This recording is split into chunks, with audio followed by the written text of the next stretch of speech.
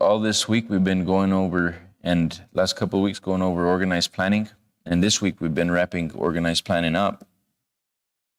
And what does organized planning mean? What does it mean to you? What does it mean to your future? Well, it means everything that you are. I want to touch a little bit on Thomas Troward and Genevieve Baran. Genevieve Baran studied with Thomas Troward, only student. Let's start off with Thomas Troward. My mind is a center of divine operation. The divine operation is always for expansion and fuller expression, and this means the production of something beyond what has gone before, something entirely new, not including in the past experience, though proceeding out of it by an orderly sequence of growth. Therefore, since the divine cannot change its inherent nature, it must operate in the same manner with me.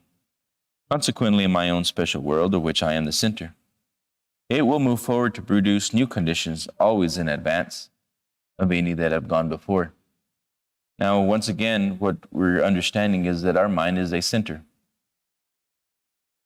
And as we start this, my mind is a center of divine operation. I mean, it's always expressing ideas. And it's divine. And it's operating. Who's operating? This is the question. That's why so many people have gone into the study of the conscious, subconscious mind to understand this thing we call life. This thing we call experiences. Experiencing yourself outside of yourself. Existence. My mind is a center of divine operation. The divine operation is always for expansion and full expression.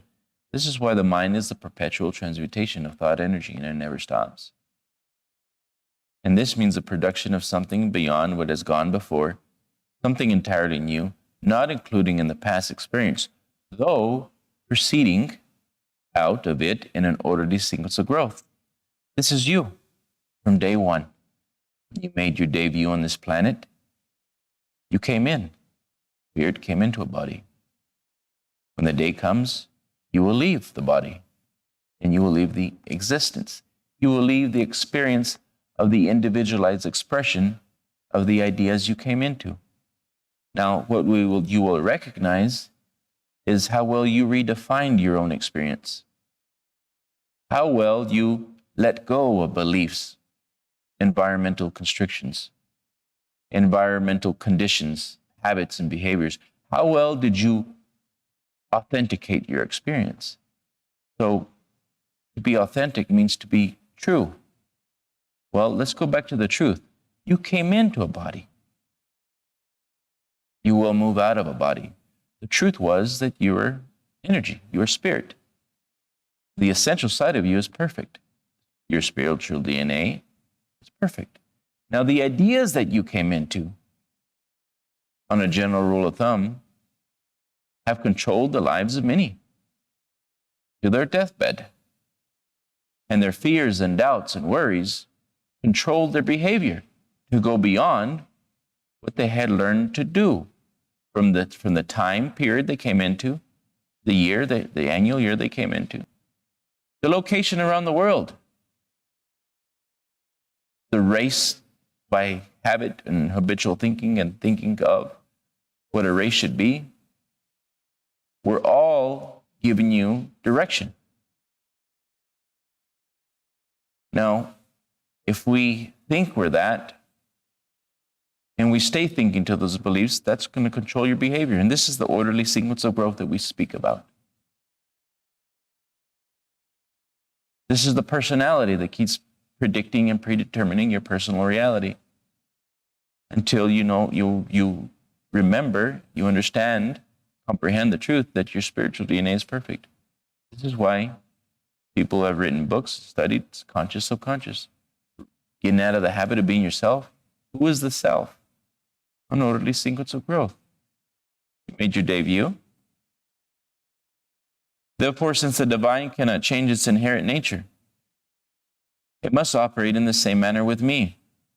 Consequently, in my own special world, of which I am the center, it will move forward to produce new conditions always in advance of any that have gone before.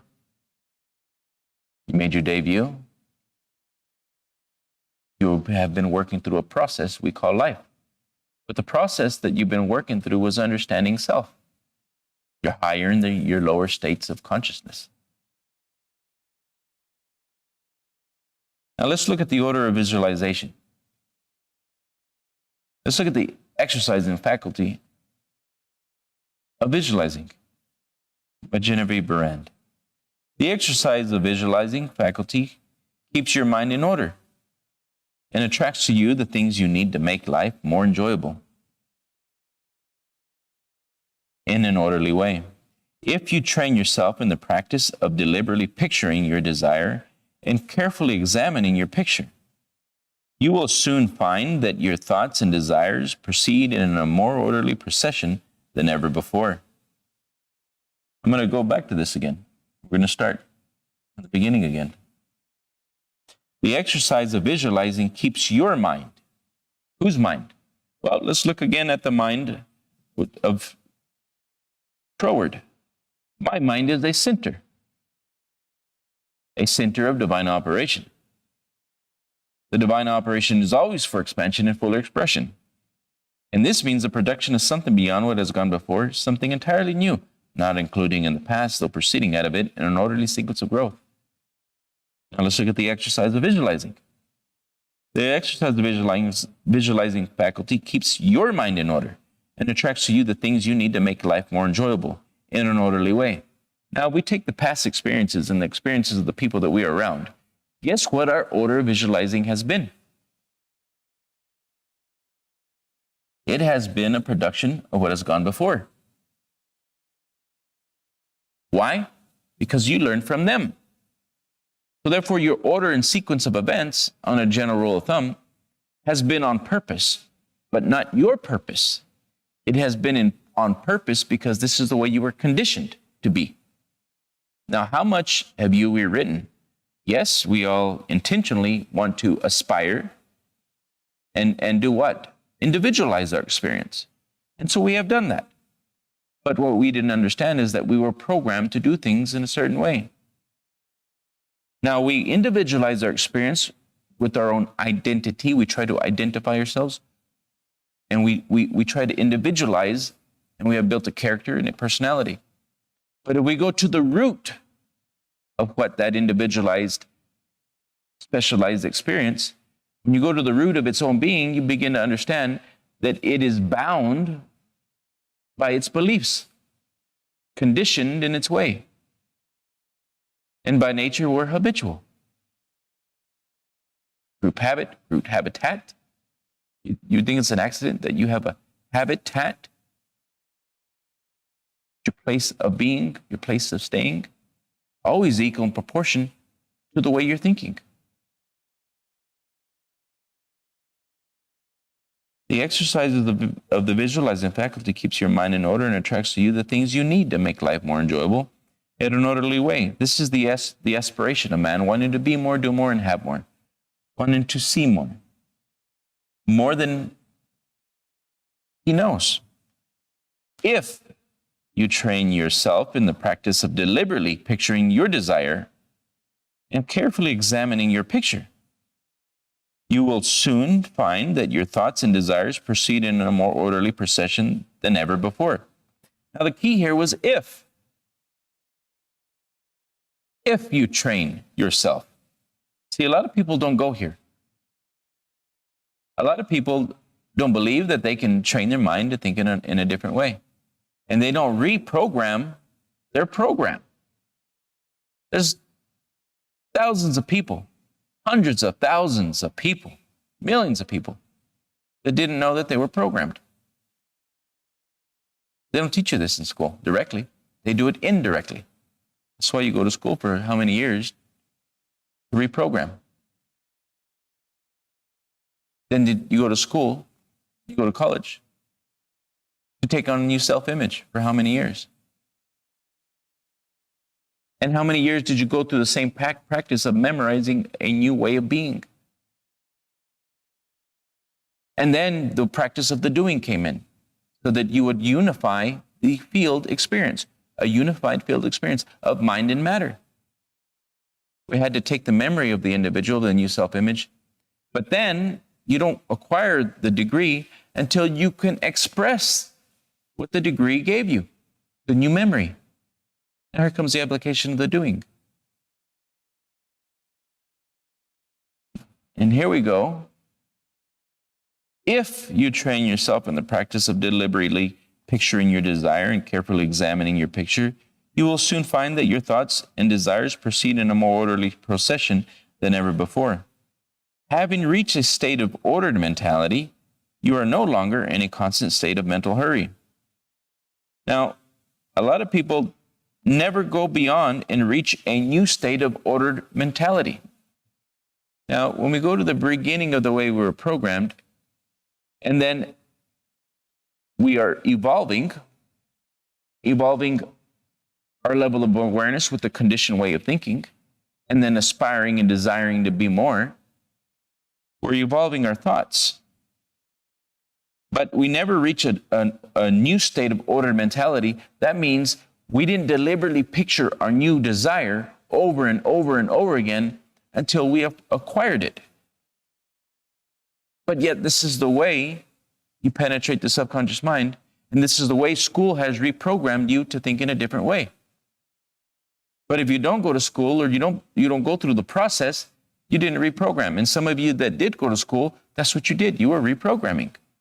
How many years did that take? But you were in the study of reprogramming for a character, a self-image. But you only did that once. And you stopped. You stopped growing. Unless you kept studying. And you kept redefining. And you kept reworking. But very few stop. Very few will do that. Many will stop. Having reached a state of ordered mentality, you are no longer in a constant state of mental hurry. Why? Because you have order. You have a new vision that you're working towards. This is why goals are so important. The goals are targets. And targets are good for the soul. And as you acquire the goal and you become the goal, you let go of beliefs that were holding you back. Therefore, purifying the soul.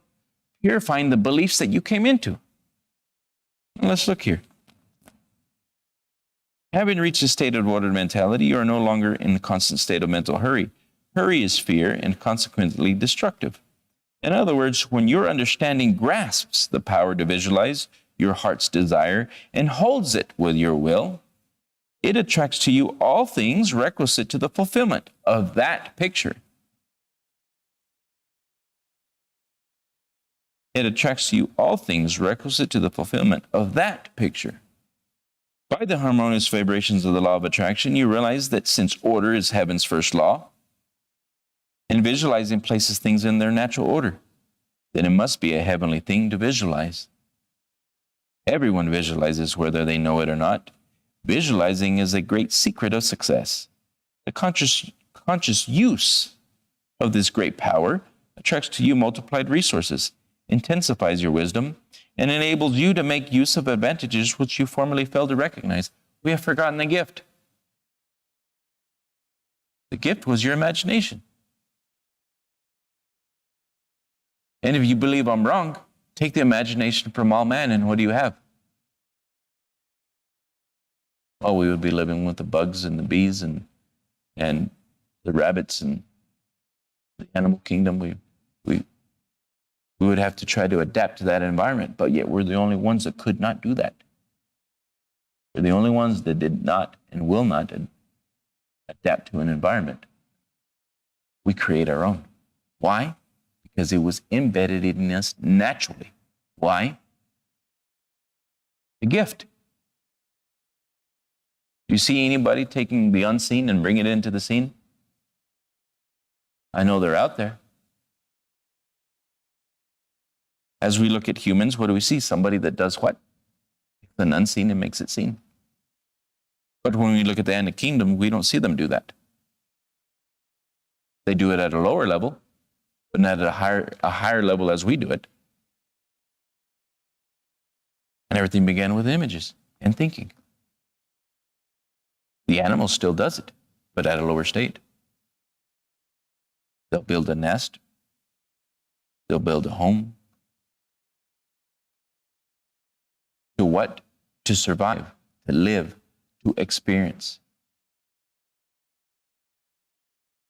Man goes a little further. They have higher faculties.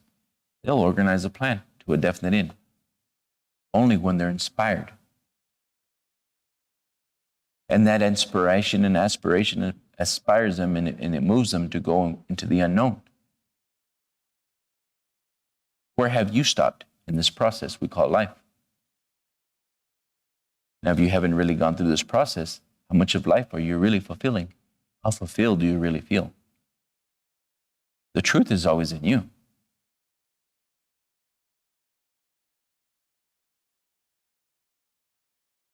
Since the human mind, unaided by a higher power, is insufficient to create or demonstrate anything for itself, it must have recourse to a higher intelligence. It must have recourse to a higher intelligence, to a higher intelligence.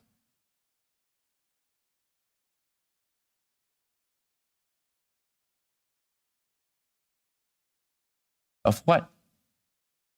Creative imagination. If we go to the lower state of man, we go back to what? What we see, hear, taste, touch, smell. The higher side is what he imagines. And he uses the senses in his imagination. Interesting. How we can use our senses in the imagination and build something entirely new. Or we could come down here to the lower state of consciousness and we can use our senses to produce more of the old things. What has been defining our experience? What has been defining your experience? And what order do you have in your mind that you keep producing the same chain of events over and over again? Your mind is already in an orderly state. But the order was not yours.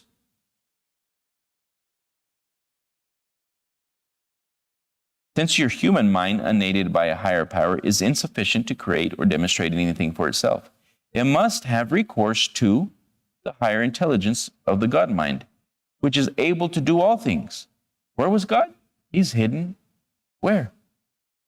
In the neurons, in your thoughts. The asking is done, where the image is projected by the human mind. So we're cooperating. Let's look at this. The asking is done, or the image is projected by the human mind. It is then received and held where? Your spiritual essence is perfect. In spirit. Your spiritual mind, your higher mind, through your faith and belief. From there, it automatically attracts the elements, like the elements in itself, and is given back to you in form. Let's read this again. From there, it automatically attracts the elements like itself. It attracts its elements in itself and is given back to you in your form. The purpose of asking is to unite the human mind with the higher mind of consciousness. A unified field experience. Now, if we truly understand this, when we're down here, we are a particle. This has already become. But the field, Einstein said this, the field is where everything is created before it became a particle. So if we're going to recreate reality, we've got to go back into the field. Interesting. When we really begin as scientists to understand creation, we began to observe it.